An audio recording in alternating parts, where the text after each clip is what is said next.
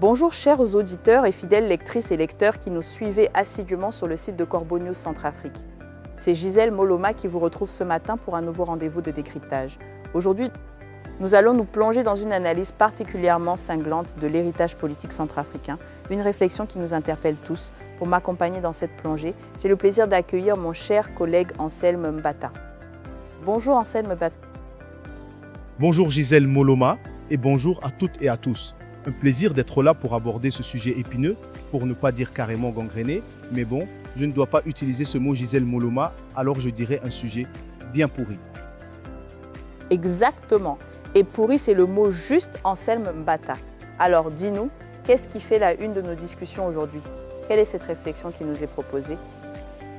Eh bien, Gisèle Moloma, c'est une intervention de l'ancien député de Mala, Jean-Pierre Marat, qui nous lâche une vérité qui fait mal. Nous sommes culturellement perdus. Il ne mâche pas ses mots, il va droit au but en disant que notre héritage politique est en cause et qu'il a carrément démonté toute notre identité. Ça promet. Ça promet en effet. Jean-Pierre Marat estime donc que cette crise culturelle que connaît la Centrafrique est une conséquence directe d'une accumulation de choix politiques, des choix faits depuis l'indépendance. Rien que ça, pour lui, le pays n'a jamais réussi à bâtir une identité commune solide, ce qui l'a abandonné dans un état de confusion culturelle totale. Et quand on voit ce qu'on voit, on ne peut pas vraiment lui donner tort, n'est-ce pas Anselme Mbata? Absolument Gisèle Moloma, c'est une observation d'une justesse affligeante.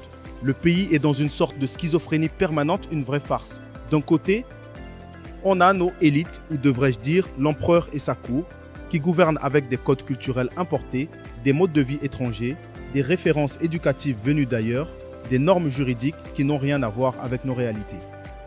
Et de l'autre, la grande majorité de la population, surtout en brousse, qui vit dans un cadre culturel totalement étranger à tout ça. Deux mondes qui se côtoient sans jamais se rencontrer, c'est d'un grotesque.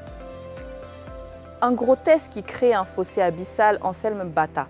Marat le dit bien, cette fracture engendre un sentiment d'abandon et d'incompréhension. Les lois, les décrets pondus à Bangui, ils ne s'adaptent pas du tout aux réalités des villages. Les outils administratifs, ils sont complètement inadaptés aux pratiques locales. Et les décisions politiques alors, l'empereur et ses courtisans les prennent sans jamais intégrer les modes de vie des communautés qui, rappelons-le, forment la majorité du territoire. C'est une insulte au bon sens? Une insulte, Gisèle Moloma, et un échec cuisant de nos décideurs. Et ça continue avec l'éducation. Jean-Pierre Marat souligne aussi l'incapacité de notre système éducatif à transmettre quoi que ce soit qui soit lié à notre propre milieu centrafricain. Nos enfants apprennent des choses qui décrivent des mondes lointains, sans aucun lien avec notre manioc, nos sols, nos saisons, nos techniques ancestrales, nos langues nationales ou même les objets de notre quotidien. On leur apprend à être des étrangers chez eux, c'est lamentable. Lamentable, et ça explique cette impression générale de perte identitaire, comme le dit Marat. Ce n'est pas un manque de culture, non. C'est plutôt une absence totale de cohérence entre la manière dont le pays est gouverné et la véritable réalité culturelle de notre nation. Tant que l'État, sous la houlette de l'empereur Faustin Archange Touadéra et de son administration, continuera à copier-coller un modèle institutionnel étranger, notre société restera fragmentée, disloquée. C'est le constat implacable.